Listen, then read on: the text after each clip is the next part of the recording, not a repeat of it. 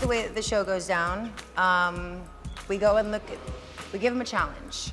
We have our celebrity guest. We go into the workspace, see where they're at with it. But before they do that, they go fabric shopping. And then when we go and assess the looks in the workspace, we do what we're calling the pull, which is basically the looks that we think are righteous enough to show our celebrity guest. This is where all the magic happens. I'm pretty sure that this is where the contestants spend most of their living and breathing and waking moments.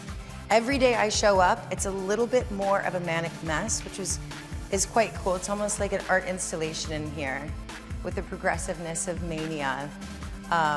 So this week we've got Chris Benz, who is all about color. So they've got these pieces on forms that, you know, again, it's like their mood board, right? It's like their form of inspiration, something to take notes from.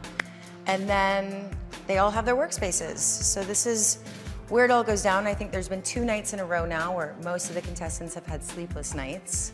So you'll come back and you'll see like cans of Red Bull and candy on their tables, you know, trying to keep alive. More or less, all of their pieces are on their forms, so you're able to come in here and sort of digest the progress, see where they're at, see where their designs are at. When we're in here, we're normally just taking notes, because at the time that we see the designs, it's our decision then to decide who's making the pull for deliberation. So in our minds when we're coming in here, unfortunately, we have to put our thinking hats on and sort of go, okay, do or die, fill or fly.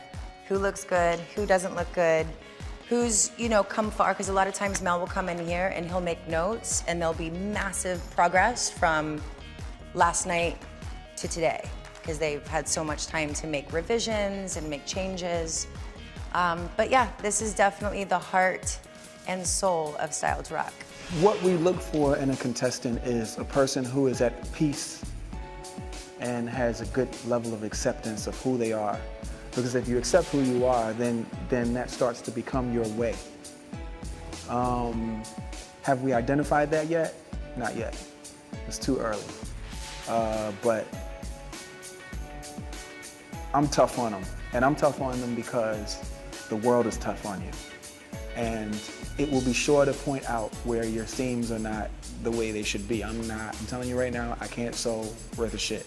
I don't know anything about sewing, but I do know quality work when I see it.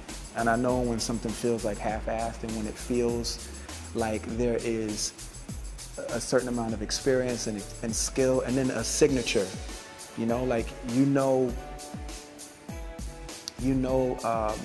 Albert's work when you see it. You know Ray Kawakuba's work when you see it. You know Mark McNary's work, or Nigo from Bathing Ape.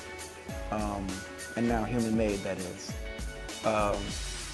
You know great work when you see it, because there's a skill set, and then on top of that, there is a way that like the people communicate through the items that they make. There's just a signature.